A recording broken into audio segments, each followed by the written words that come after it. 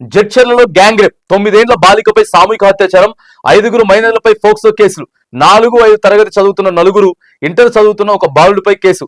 జడ్చర్ల మున్సిపాలిటీలో చాలా దారుణమైనటువంటి ఘటన. గ్యాంగ్ రేప్ చేశారు. 9 ఏళ్ల బాలికపై సామూహిక అత్యాచారం, 5 మైనర్లపై ఫోక్సో కేసులు నమోదైనవి. 4వ తరగతి 5వ తరగతి చదువుతున్నటువంటి 4 ఫోన్ల వల్ల, సోషల్ మీడియా వల్ల ఇదంతా దాని ప్రభావం తప్ప వేరేది ఏం లేదు.